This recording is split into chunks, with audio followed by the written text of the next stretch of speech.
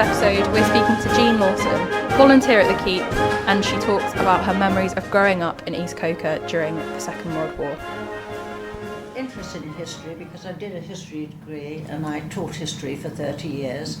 So I was pleased to have some way of following on. And part of it's the attraction of the research, and the other is of the Wednesday group, whom I adore, yes. I was just going to say, you said you're a history teacher, so over your 30 years of teaching, did you find anything that made you more interested in history, or do you have any really good memories of it? Of my teaching of history? Well, it moved over time, because initially one did history, like Tudor history I taught for A-level, which I thoroughly enjoyed, and then we had to move and I had to do Hitler, growth of, which I found quite interesting, but my heart's still really with old history, Tudors. My husband read history with me, that's how we met, and he's always been a medievalist, and I was a sort of Tudorist. We advanced since then, well, until World War I and the Keep. Yeah. So what's like your favourite period of history to do, other than Tudor? Well, I enjoy doing World War I and some of World War II. And so I decided to start off by recovering the yeomanry, and I thought there'd be several hundred, and there turned out to be over 1,000 of them. And the sad thing is, as I was saying to you, there is so little about them. You know, I got their names and I managed to recover their number. For most of them, hundreds of them, that's all that I know about them. But it is quite difficult because there is just so little written about them. If you were an officer, fine, you know, you appear in the daily notes and everywhere else, but if you're a poor old chap who's just there to get shot at, then there is very little about you. So I did that, and I'm very interested in the present moment in Dorset in World War II. And these books came in the other day, so I had to look at them on Wednesday. So I've been doing Dorchester in World War II, Dorset in World War II, and it's just interesting, you know, to bring it back to here. I would love to do women, but again, women didn't count, and so I can find very, very little about any women. I know that, oh yes, they were all marvellous, they were the nurses, they were all marvellous, they were this, that and the other, but you go hunting for an individual. I thought the way in might be doing hospitals, so I did the hospital in Dorset during the war, both wars, well, the First World War primarily, and you will get lists of women on the staff from some of them, but it's very hard to trace down a woman doing anything. There is one noble woman out there, but she's so noble she turns me off. You know? I like people who are got a bit of life about them. How do you do your research? Like, what kind of methods do you use? I look up everything that's in here, and then I can't find anything here. I go and look up. What made you pick to research the yeomanry? Because everybody else in here had been in the regiment or was connected with the regiment, and I daren't touch the regiment. I wasn't going to intrude on their ground, so I was looking around for something that could be mine, and nobody else wanted the yeomanry, so I am protecting the yeomanry. Had you done any kind of military history work before in your previous career or at university, or was it kind of a new thing to you when you came to the Keep? It was completely new when I fell in, yes. I don't know what I thought I was going to do when I came to Dorset, but still, that's what I've done. My brother was a lot older than me, and he was in World War II. He volunteered, and my father was furious, but as soon as he could, he volunteered and went off. He was in the Royal Artillery, and he went to Italy and landed at the bottom of Italy and went all the way up through to the top of Italy, onto the end of the war, and then he went to Egypt. But, I mean, he was in the big battles. He was in Monte Cassino, you know, that was a horrible battle. And one of my uncles was at Monte Cassino, and my brother was firing over the top of him. Oh, gosh. And 1,500 of my uncle's regiment went in, and 150 came back. So, and I remember my brother came on leave once, and we went for a walk in the countryside, and I was only a little tiny girl, and I went and touched a gate, and he was furious with me because in Italy everything was... Booby-trapped. Yes, and he thought I was going to touch a booby-trapped gate. That made a deep impression on me. Wow. That Yes, is amazing. yes. I remember the war. Don't ask me how old I am. I didn't want to assume you'd been alive in the war, Gina. No, But no. Well, unfortunately, I was alive in the war. Yes, one of my first.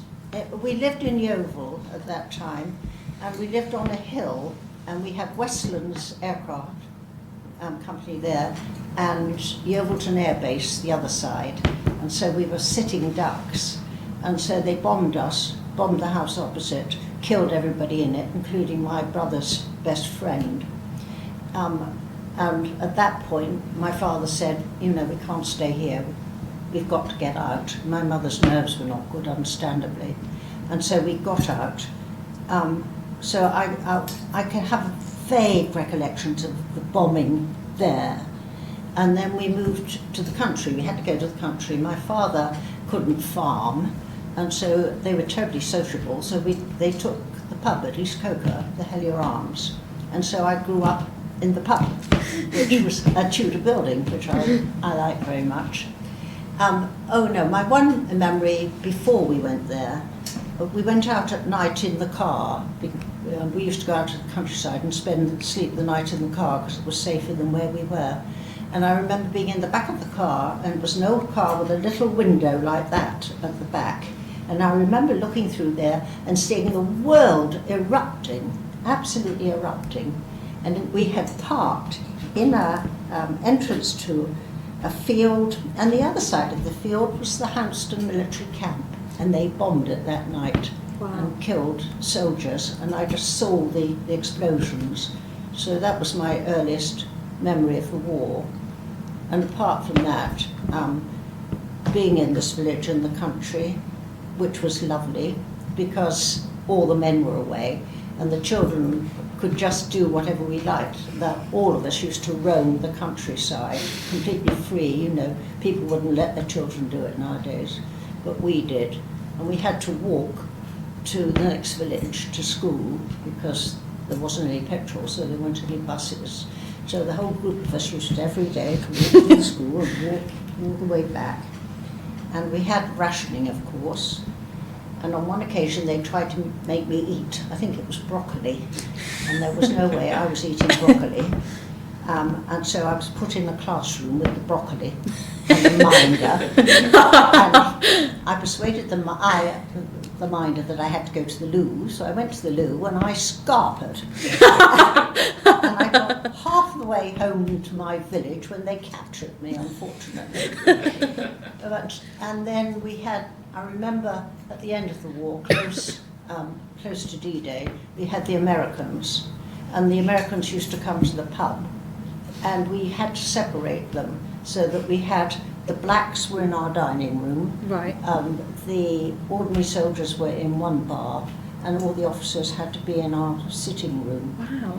Yes, there was, and then we had the advantage because they of course had sweets, they had sausages, and they took us for rides in their tanks, so I actually a village in a tank and back. Who was Yes. it that pushed for the segregation of the soldiers in the pub? Yes, yes. Who kind of organised that? Was it? The military, they just told us beforehand, Right. you know, this is what will happen. Interesting, because I took some books from here because of World War II, and I was reading one yesterday, which was a teenager during the war in Bridport. It wasn't terribly exciting, it must be said, but I was reading one just before I came out, and they had so much trouble in Bedminster because they had the black Americans and the white Americans. I mean, they were everywhere, and they had a fight, and one was actually murdered. Yeah. Gosh. But it was all, you know, right? Yeah, It was yeah. all hushed up. And yes, there was, because I volunteered down the road at Yeah. Shire Hall, and we were trying to see if he was brought there for trial. Yeah. And he wasn't, of course, because they exactly that. There's no record of No. it, according to what I read. And it's interesting, the whole thing about the black GIs and the white GIs. I don't know whether it was here, I'm getting a bit confused in the age as well. But there was In my mind. in Dorset, the Dorset folk actually, welcomed everybody. Yes. and couldn't understand Yeah. what the animosity was about. Here, there were the pubs down the road, you know, I've forgotten which they were, but the Ship was one sort, and Really? oh yes, all these Gosh. pubs were designated. Oh, I didn't know that. Yes, to various races, and there was one hell of a fight here one night in the main street down here. The American troops, I think, were fighting amongst themselves, and they had a lot of trouble. Yes. It is very interesting. And in Wimborne, I know that the population, the Wimborne people, stood up for the black guys when they were being kicked out of places and stuff, and the white soldiers were telling the black soldiers to get out and stuff, and the local people said, "No, you lot get out if you're going to behave like that." I've heard of that. Yeah. When we were studying America and history, we were looking at how black GIs are treated in the UK, and I can distinctly remember that one lady up north who owned a pub had put up a sign saying black soldiers only, and that if any, it wasn't like the situation that you were talking about where one pub was for the black soldiers and one pub was for the white soldiers. It was she just banned the white Americans because they kept being a pain. Yes. Yes.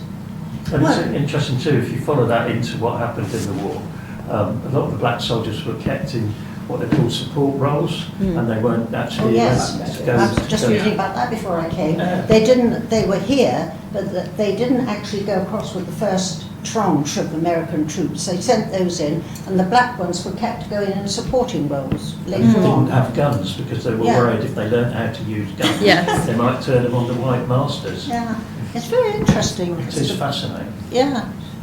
But you remember that were the American soldiers friendly to the children and to the Oh locals? yes, very much so. And I was particular friends with one. I mean, I was only a little girl, but he had a little girl of my age, and the understanding always was that he'd contact me after D-Day, but he never did. So I think he must have been killed, which was sad. Yes. And when you're talking about them having the child, we had a Pucker family in the village, really Pucker. I've forgotten, well, on the edge of the village, I've forgotten what they were now. It was somebody who was famous on television. And she had a black child, illegitimately. And when the midwife went in, all the curtains were drawn in the hope that she wouldn't realise that the child was black. Now, I ask you. But I don't know what happened to that child. I think it was just whisked away. If you want to do something yourselves at some time, it's quite interesting to do Dorchester during World War II and to see all this and the dances that they had at the Corn Exchange and who was allowed in and who wasn't allowed in and all this. It's quite interesting. Definitely. But there are lots of records available, but easy to research. Well, yes, I've been reading books. They had some here, and then I picked up some, as I say, just from here on Wednesday that I'm now looking at. But I do find it interesting. As a child in the war, Jean, how much do you remember understanding about what was actually going on? Well, I think I did to some extent because I knew about my brother and how anxious my parents were, and that my mother was making fruit cakes, and you used to tin them in a tin and solder the tin so it could go all the way to Italy, and then we'd get the occasional letter back from him. And I know that the church bells were supposed to ring if we were going to be bombed. Well, they did go one night, and so then we went to our cellars and spent the night in the cellars. I only remember doing it once, whereas when I'd been in Yeovil, we had a proper shelter, a concrete shelter down the end of the garden, and we'd go and spend the night in that. Yes, I was aware of it. And then you were aware of it when people got killed, because my father went with the vicar to a woman to tell her that her son had been killed. One was aware of it. Yeah. And we had evacuees, of course, in the village. Oh, okay, yeah. It didn't go down well. No? No. And I don't think they should have done. I mean, they were thieves. There was Right. no treaties about it, so they weren't going to be popular wherever they came from. But they weren't really accepted, the evacuees into the village. You didn't have an evacuee in your house? No, oh, yes, we did. I've forgotten that. Because it was big, we had lots, obviously, it had been a pub forever, and so we had a great big room which my parents slept in, which had been the banqueting room, and so we had bedrooms, and so we had billeted on us two teachers from one of the schools that came from London into Yeovil, and we had the physics teacher and the English teacher. Oh, most interesting. Well, the physics teacher, when I was about 5, I stole a cotton reel because it was bright pink, and you didn't have such luxuries, and so the fuss she made, that put me off physics forever. I'd always had a thing about physics, yes, on account of that. That's why I read history, I think, away from physics teachers. Yes, so we had them with us. I don't know that it affected school life that much. Where did you study history? At Exeter. Exeter. Yeah. Where I was very, very happy. I've got 8 grandchildren and only one of them did history A-level. So rude. Outrageous. It was outrageous. We have 3 children, 2 historians. We produced our first did mechanical engineering. Oof. Our second did economics and statistics, and our third did psychology and philosophy. And now our grandchildren, what have they done? The eldest did economics at Cambridge. It was called. Precious. Oh no, he did physics. He did physics. Oh! Audacity. Yes. Natural science. He did physics. Well, I'm still speaking to. Yes. Did you ever, going back to second war, did you come across the Home Guard at all? Did you? Oh, of course, we had the Home Guard. Yeah. We had a balcony, and the Home Guard had their gun on our balcony, yes, down the main road, Yeah. yes. Was it a machine gun? It must have been, I suppose, yes. Yeah, they always met, because we had stables, and up above the stable there was a snooker room, and so they, yes, that's where they were, Oh. yes. No, we had intimate knowledge of the Home Guard. God knows what had happened if we had ever had to defend us. I didn't fancy our chances, but still, yes. You said about your air raid shelter. Do you remember anything about it? Well, Like my how it family, was in there? my family, being a builders, built us very early on a concrete. I just know it was down the bottom of the garden. It was concrete. Yeah, we had one in our And it old was garden. very small, yes. My husband had one in his garden as well in London. Yes. His father, interestingly, worked for Shell, and his job during the war was the fueling of the RAF. Oh, wow. It was quite an important job. We used to live in the old post office in Morton, so we had Okay. the community air raid shelter in our back Oh, garden lovely. under our flower bed. Right. So I used to do tours of where the church got bombed, because Americans always used to ask where it was, so I used to give little tours to people. I like this. Entrepreneurship, yes, yes. And like in terms of like, because you said you like the Tudors, is there anything specifically in like Tudor history that you really like? I think I liked Elizabeth, a feisty woman, yes. Elizabeth in England. Yes. Got a mock about her next week. About who? About Elizabeth. Oh, you We've got have? exams on her. Do you have any fun Oh. facts that we can stick in? Revision session with Jean. I don't think anybody still did the Tudors. I Oh, thought yeah. we all had a Oh, terrible yeah. modern stuff. We've got a whole Yeah. topic. Good. Did you like teaching the Tudors as well? Yes. Right. I've been talking to my husband about it this week. It sounds dreadful. We read history together, and then I did a PGCE and I couldn't think of anything else to do with history but go and teach. And I thought I was no good at it, but apparently I was. My husband didn't want to do national service, which he would have to have done for 2 years. So he decided he might like to be an academic, so he went and did postgraduate Arabic for 2 years, classical Arabic. Wow. Incredibly useful, yes.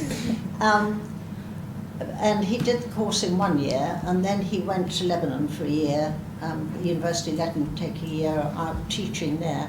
And so we wrote to each other and kept the letters. We have about 250 letters each, about 500 letters, and he has Wow. been reading them and reminded me of things from my youth to forget. Yeah. Still. That's But fantastic. Yeah, I think it's quite. The children say we could keep them. I mean, there can't be many people who've got 500 No, letters no. from a particular period of time. Oh, you must Yeah. keep them. Yes, well, we have, but he keeps reading out bits to me. He's reading them out before. And who is Christopher? What the hell do I know? I can't remember who Christopher was. Do you still have wartime letters? No, we don't have any other letters, only these. Yes. So, because you mentioned writing to your brother in Italy. Ah, yes, no, well, I don't know, I suppose he never kept them when he was fighting, I don't really know.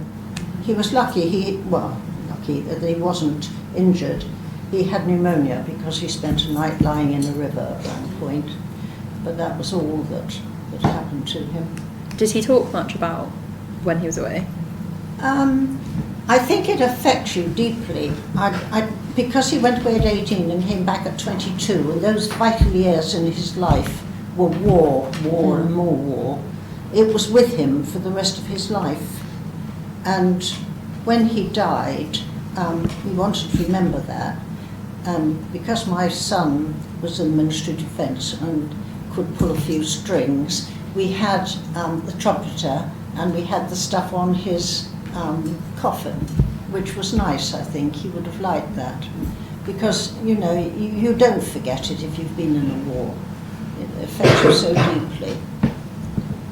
Yeah, but I don't think he ever kept... Oh, he has, yes, I could have come in it this evening. I got his tunic from World War II that he wore during the war. I can't get into it. Oh, that's amazing. That's incredible. It is. I like it. And when they had all those vehicles here recently, do you remember that? Not all that long ago. In the summer. Yeah, There was a summer, parade they had in the summer, I don't think I saw yes, it. I wore They my used to drive past my house. jacket. Yeah. Yes, I could have bought it. You could have worn it. We found some cool stuff in our air raid shelter when we lived there as I well. bet, yeah. Yes. Found like this photograph in this suitcase that was in our loft, and it looked really old. I think it was dated from the 50s. I think we kept it somewhere. Because my house is from like the Tudor period, it's Mm. really old. I don't remember when. I think it was 1500s when it was first built. So I've been doing some at-home archaeology by digging up my garden and brother's sweat when he trips up holes. And I've been finding all sorts of weird and wonderful things. Like I found some sort of tin can, which I think was from the 60s. Nice. And I've been finding like horse tacks and that. Oh, So I've got a okay. feeling there was a stable. Wow. Because my little house is right next to the manor house in our village. Okay. Which village is that, sorry? Athpuddle. In Athpuddle, right. Yeah, so we're really small, been there for absolutely ages. And if you dig up a field, you will find all sorts of weird stuff.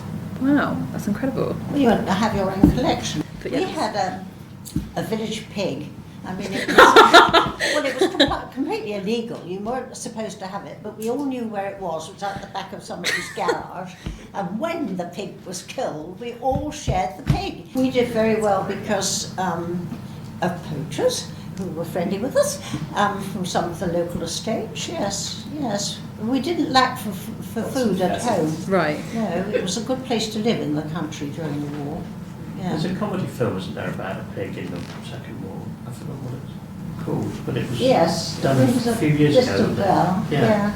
And about this pig that was like you're saying, everybody knew it was there, but you know they had Yes. to keep it hidden. So very good film. So you say there was a very strong sense of community during the war in your village? Oh yes. Mm. Yeah. No, it was great. Well, I enjoyed going to my village school. I liked the village school. I was quite upset when at the end of the war we went back into the town and I had to go to a proper girls' school. Yes. Do you remember when the war ended? Yes, because we had the parties, didn't we? My mother, being an organising woman, we had parties and we had this great big yard behind the pub. And we had all the village children. We had trestle tables with, flag type stuff all the way down. Yes, and all the village women came. Yes, all the children came. Well, I could have brought you photographs of that. And we all had to dress up. We had a dressing up competition.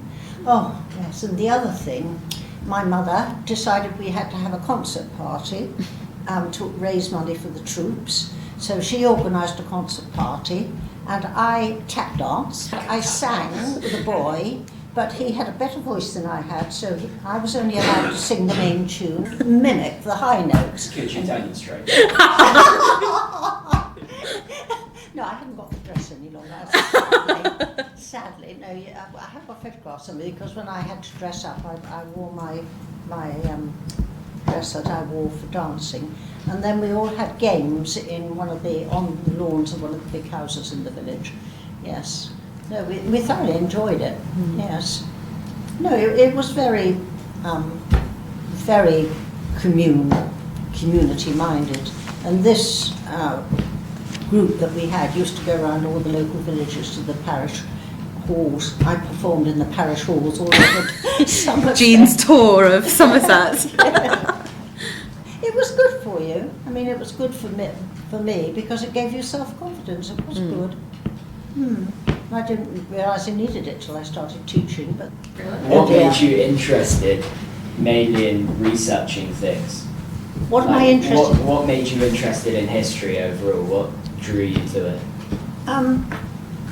Silly to say, I think it's because I grew up in this Tudor house and I just loved that sense of history that went there. I love my village, which had a strong sense of history, and I think it probably stemmed from that.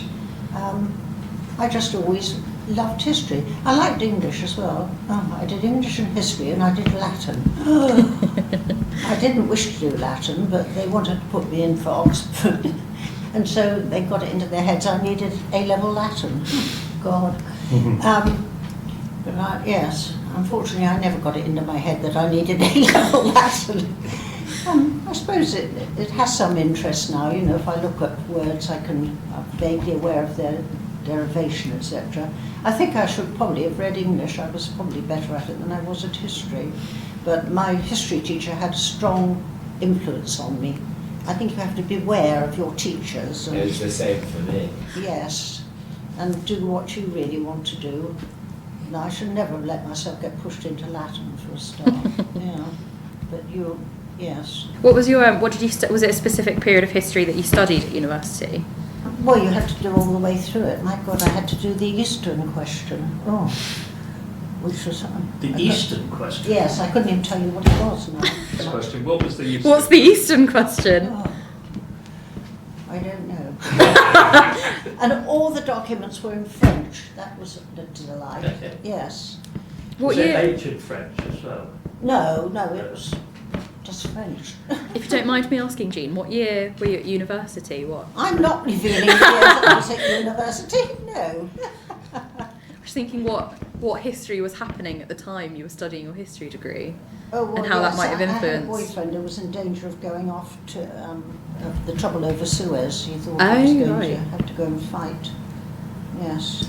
So interesting to think that you were studying history at what we would now consider a very historic time, respectfully. That's kind of. But then when you look at you guys studying history now with everything happening, it's interesting to think how you might look back on it. Well, the thing that strikes me now is how global it's all become. You know, there's my grandson in America. Now I've got an American girlfriend, of course. And what are her antecedents? Her name is James. Who would you suggest she has in her family? Jesse James, the outlaw. And Henry James, the writer. No way! Yes, she's That's got both of incredible. those. It is great. Yes, but they are so much more globetrotting, your generation. When you were younger and you had the American soldiers, did they tell you about life in America? Did it seem very far I away? was so little that Right. I don't think it was much good than telling me anything other than, would you like some sweets? Yes. Because you're saying how kind of global things are now, having people coming from such far away places at the time, kind of, though speaking English and kind of with a fairly similar culture, being from so far away, must have been very interesting. Yeah, and I don't think we found out a lot about them, really. I mean, they were strange creatures. If they arrived in Dorchester from somewhere else in a uniform with a lot of money, I mean, you can understand the Dorchester girls being attracted by that, yes. Far more exciting than, you know, some chap you went to school with and now somewhere or other else, yes. What you said about researching, obviously nearly 1,000 people for the yeomanry. Was there any like war stories or any jobs or any like outstanding bravery things that really stood out to you? Was there any stories that you can always remember? Well, I wish I brought this thing with you about this Guppy chap, because, you know, when you write down, oh, he showed conspicuous gallantry, you know, it says nothing really to you. But when you read the letter from his officer saying, you know, that he brought the chap alive for me, because I have one photograph of him which comes from in there, and he's looking very sombre. But yesterday I found a photograph of him smoking, and he looked so much more relaxed and so much more human. And then to hear how incredibly brave he was in going forward. The yeomanry, which was unusual, had to attack a ridge, and they had the army behind them, but they were sent in first, and he just kept going and kept going and kept going, and actually drove the people off the ridge, and then got shot through the heart at the moment of victory. You know, there he was, saying, thank God I've done it, and whoom, and he was dead. That really got to me yesterday. No, I'm just fond of my yeomanry. Yeah, I'm just started the time on the Imperial, went into the Imperial Camel Corps, fought in Egypt. It just seems so unlikely, you know, coming from a farm in Dorset, dealing with the horses, and then the owner of the farm or the estate says, right, you're coming with me into war, and you trotted along, and then suddenly you're in Egypt on a camel riding. You know, it's such a different world for them, and suddenly they're transported around the world into all these different cultures and experiences. I quite like getting involved with the person. The next one I'm going to do is somebody called Mark Ward. And Mark Ward was a local chap who went into the yeomanry and then went into the Camel Corps and survived and came back as a taxi driver. But what tickles me about him, in Sherborne Abbey they've got this great big memorial of all the yeomen who died, and in there is Mark Ward. He's every we've got his name on the war memorial when he wasn't dead. So I've always quite liked that. Oh, goodness. It's nice to meet young people who are enthused by history, because I haven't encountered them since I stopped teaching. I had some people who loved history, went off to read it. But yes. I can't remember who this quote was by, but when I play certain war games, they have like quotes on the screen. Oh, yeah. So it's by, so it helps you learn things. But Right. It said that there's this quote, I think he was some sort of high up American army general or something during World War I. And he said that all the soldiers aren't like big parts themselves, but they're like cogs in the machine. Right. So obviously if like loads of them stop working, then the whole war thing's affected. So what I find really interesting is how so many knew they were going to die and they just did it anyway. Like charging towards Germans, they knew they would probably die, but they did it anyway. But there's a game called Battlefield, and they've got war stories. Right. So it tells you every time you die in the game, like during the campaign, it tells you a name and the date that this person died. Wow. So it's actually about this person. And when I lived in Morton, obviously in Morton, the grave of Lawrence of Arabia is there. Yeah. So that's where I used to do tours to people. And when I was playing the game, you do the story of Lawrence of Arabia. Right. And you do the bit where he served with the people in the Ottoman Empire. That's really interesting. But the only problem with war games is obviously in war games you like respawn. It doesn't really show the depth and horrors of war as much. No, not going to. Kind of glorifies it a bit more. But makes you think, what could make you understand? You know, it might not be a video game, but what is it that will make you? Because we watched All Quiet on the Western Front, didn't we? Which, have you seen the new All Quiet on the Western Front, Jean? It's incredibly graphic. But even that, you know, it's a film. It's not going to give you the day in, day out, But it's still slow time reality. But I think the only thing that could do that was actually going to war.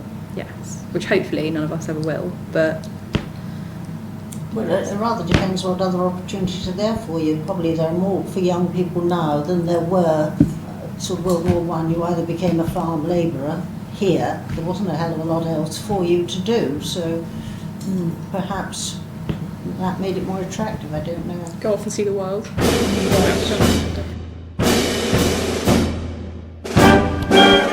Thank you for listening to this week's podcast. I hope you enjoyed it. The Young Historians is a group of 14 to 18-year-olds who really enjoy history and meet up at the Keep Museum every week in order to work on specific projects to further our education.